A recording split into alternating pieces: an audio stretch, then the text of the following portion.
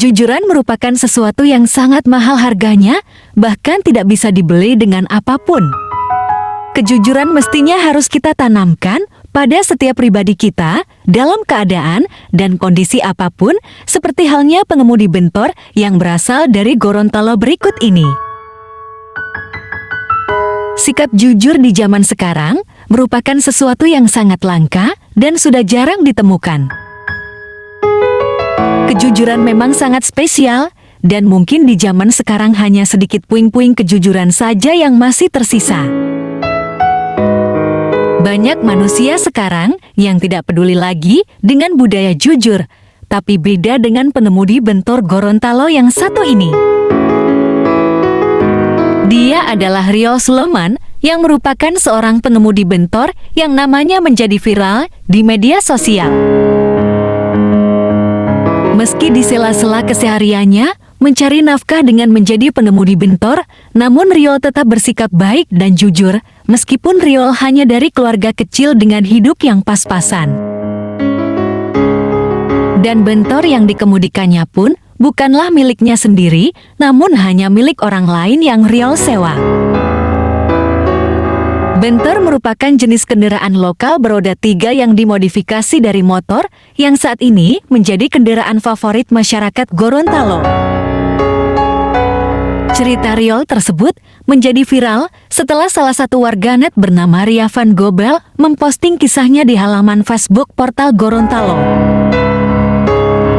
Dalam postingannya, Ria menceritakan tentang kejujuran Rio yang berhati malaikat saat kejadian yang menimpanya pada awal September tahun 2017.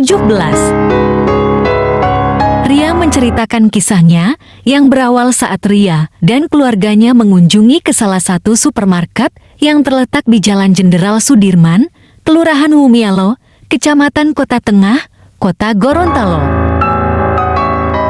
Ria menuju supermarket dengan menggunakan mobil pribadi pada tanggal 8 September tahun 2017.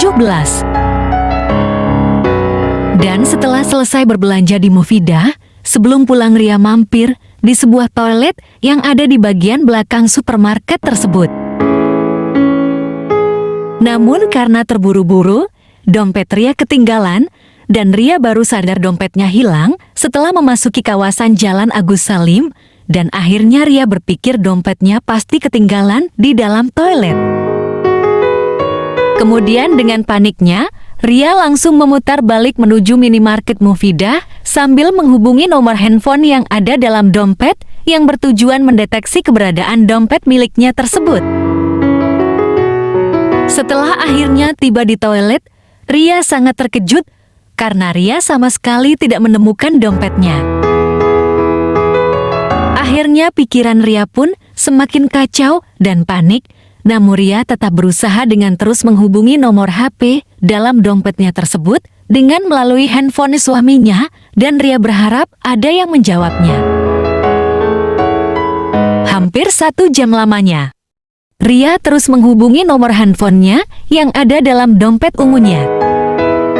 Dan tiba-tiba, handphone tersebut ada yang menjawab panggilan Ria dan terdengar seorang laki-laki yang menjawab teleponnya. Laki-laki tersebut langsung meminta maaf kepada Ria karena baru bisa mengangkat teleponnya karena dia baru selesai mengantar penumpang di Kelurahan Tanggi Kiki. Seketika itu, perasaan Ria menjadi lega dan ternyata dompet dan handphone Ria ditemukan oleh Rio, seorang pengemudi bentor yang kebetulan mangkal di kawasan Mufidah. Ria dan Rio pun saling bertukar titik lokasi dan sepakat untuk bertemu di depan BRI kawasan Pasar Sentral Gorontalo. Akhirnya, setelah Ria bertemu Rio, Ria langsung memeriksa isi dompetnya dan isinya masih lengkap, tidak kurang satu apapun, padahal isi di dalam dompet tersebut bernilai ratusan juta. Ria sangat berterima kasih kepada Rio dan mendoakan Rio semoga rezekinya selalu dilimpahkan dan lancar. Ria mengungkapkan bahwa dompet yang berwarna ungu dan terlihat agak lusuh, tapi isi di dalamnya sebuah handphone dan uang yang lumayan bisa buat beli 10 buah motor.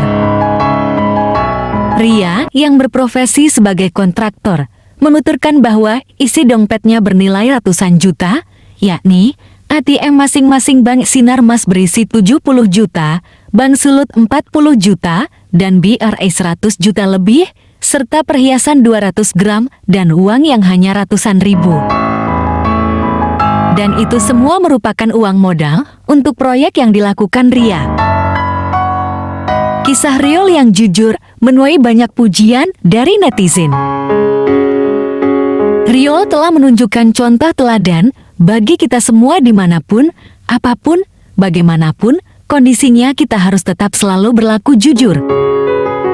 Karena kejujuran akan senantiasa mengantarkan seseorang pada kebaikan, sedangkan kebohongan pada awalnya membuat orang bahagia.